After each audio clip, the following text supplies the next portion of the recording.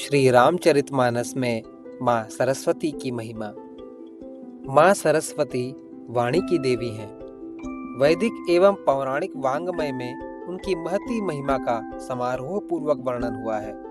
अनेक विद्वानों का मत है कि सर्वप्रथम सरस्वती देवी का आवाहन करना चाहिए और उसके पश्चात गणेश जी का। यह बात सत्य इसलिए लगती है कि गणेश जी को वाणी द्वारा ही पुकारा जाएगा। गणेश जी की पूजा अर्चना वंदना स्तुति करने के लिए भी तो वाणी की ही आवश्यकता है। वाणी के बिना गणेश जी की स्तुति संभव नहीं है और न ही किसी अन्य देवी देवता की स्तुति संभव है। हिंदू जनमानस के कंठहार श्री रामचरितमानस में तो गोस्वामी जी ने पदे पदे माँ शारदा का पावन स्मरण किया है। उनमें से कुछ स्थलों का यहाँ दिग्दर्शन कराया जा रहा है। श्री गोस्वामी तुलसीदास जी ने पहले सरस्वती जी की तत्पश्चात गणेश जी की वंदना की है। इस संदर्भ में श्री रामचरितमानस के पहले कांड बाल कांड का सर्वप्रथम श्लोक द्रष्टव्य है। वर्णानाम अर्थ संघानाम रसानाम छंदसामपि मंगलानाम च कर्तारौ वंदे वाणी विनायकौ।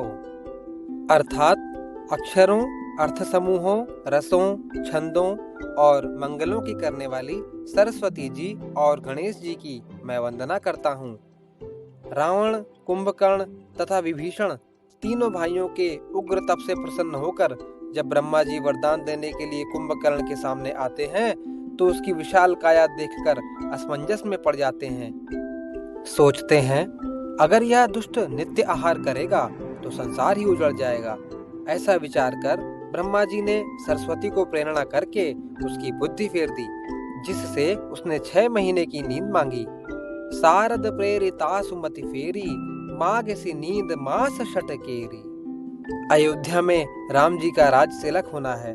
सभी तरह की तैयारी हो चुकी है। देवताओं ने माता सरस्वती का आवाहन किया और सरस्वती जी महारानी कैकेयी की मंथरा नामक दासी की जीभ पर विराजमान होकर उसी रात को ही सारी योजना को मटिया मेट कर गईं। नामु मंथरा मंदमती चेरी कैकेयी केरी अजस पिटारी ताही करी गई गिरा मति फेरी। जिस समय राम जी को वनवास हुआ, भरत जी ननिहाल गए हुए थे। गुरु वशिष्ठ जी के बुलाने पर जब वे वापस आए तो महाराज दशरथ का प्राणांत हो चुका था। कारण राम जी का बिछुड़ना और मूल कारण भरत की माता द्वारा राम का वनवास तथा भरत का राज तिलक, इन दोनों वरदानों का मांगना और महाराज दशरथ का प्राणों से अधिक वचन का महत्व प्रमाणित करना। भरत जी तो राम जी के प्राण हैं और राम जी भरत जी के प्राण। उन्होंने पिता की मृत्यु और राम वन गमन में स्वयं को कारण मानते हुए सारी सेना, गुरुजनों, माताओं, परिजनों, पुरजनों सहित राम के राज तिलक की पूरी तैयारी के साथ वन को प्रस्थान किया। यह देख देवताओं ने पुनः सरस्वती का आवाहन करके भरत की बुद्धि को फेरना चाहा, परंतु इस बार देवताओं की विनती को मां शारदा ने ठुकरा दिया। भरत की भक्ति के आगे वे पराजित हो गईं। देवताओं ने सरस्वती जी का स्मरण कर उनकी सराहना की और कहा, हे देवी, देवता आपके शरणागत हैं, उनकी रक्षा कीजिए। अपनी माया रचकर भरत जी की बुद्धि को फेर दीजिए और छल की छाया कर देवताओं के कुल की रक्षा कीजिए। देवताओं की विनती सुनकर और देवताओं को स्वार्थ के वश होने से मूर्ख जानकर बुद्धिमती सरस्वती जी बोली, मुझसे कह रहे हो कि भरत की मति पलट दो? 1000 नेत्रों से भी तुमको सुमेरु नहीं सूझ पड़ता।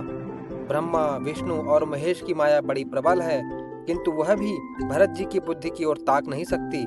उस बुद्धि को तुम मुझसे कह रहे हो कि भुलावे में डाल दो?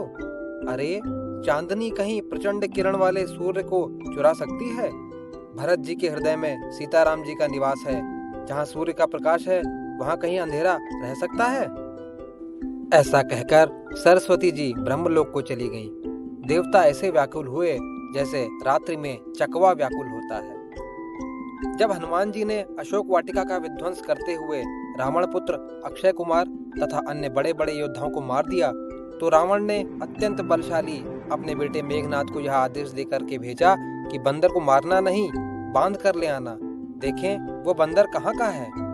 मेघनाद तथा अन्य योद्धाओं के साथ हनुमान जी का युद्ध हुआ तथा प्राण पर संकट आते देख मेघनाद ने हनुमान जी पर ब्रह्मास्त्र छोड़ा ब्रह्मा जी की महान महिमा का मान रखते हुए हनुमान जी गिरे तथा मूर्छित हो गए। तब मेघनाथ हनुमान जी को नागपाश में बांध कर ले गया। हनुमान जी को दंड देने के लिए रावण ने कहा कि इस मूर्ख बंदर के प्राण ही शीघ्र क्यों न हर लिए जाएं। सुनते ही राक्षस मारने दौड़े तो विभीषण जी ने कहा कि ये हनुमान जी तो राम के दूत हैं, अतः इन्हें मारना नीति के विरुद्ध है। कोई और दंड सोचा जाए। अब सरस्वती जी रावण की जिह्वा पर विराजमान होती हैं और रावण कहता है कि बंदर को अंग भंग कर लौटा दिया जाए। जब बिना पूछ का यह बंदर वहां जाएगा तब यह मूर्ख अपने मालिक को साथ ले आएगा, जिनकी इसने बहुत बड़ाई की है। मैं जरा उनकी सामर्थ्य तो देखूं। यह वचन सुनते ही हनुमान जी मन में मुस्कुराए और मन ही मन बोले कि मैं जान गया, सरस्वती जी इसे ऐसी बुद्धि देने में सहायक हुई हैं। पूंछ में तो आग क्या लगनी थी, पूरी लंका ही जलकर खाक हो गई। केवल एक विभीषण का घर ही नहीं जला। रावण तथा सभी लंकावासी उस आग से अत्यंत भयभीत हो गए। यह सब भगवती शारदा की ही महिमा थी। भगवती शारदा की महिमा अगाध है। इस लघु वीडियो में इसका संक्षिप्त दिग्दर्शन कराया गया है। गोस्वामी जी तो कहते हैं, पुनि बंदौ सारद सुर सरिता, जुगल पुनीत मनोहर चरिता, मज्जन पान पाप हर एका, कहत सुनत एक हर अविवेका। अर्थात जब मैं शारदा और देव नदी गंगा की वंदना करता हूँ, दोनों पवित्र और मनोहर चरित्र वाली हैं। एक गंगा जी स्नान करने और जल पीने से पापों को हरती हैं और दूसरी काव्य रूपी शारदा हरि यश कथा आदि से अविवेक हर लेती हैं। भगवती शारदा तो साक्षात ब्रह्म विद्या हैं। उन्हीं की कृपा से संत समाज ब्रह्म विचार का प्रचार करता रहता है। सरसई ब्रह्म विचार प्रचारा।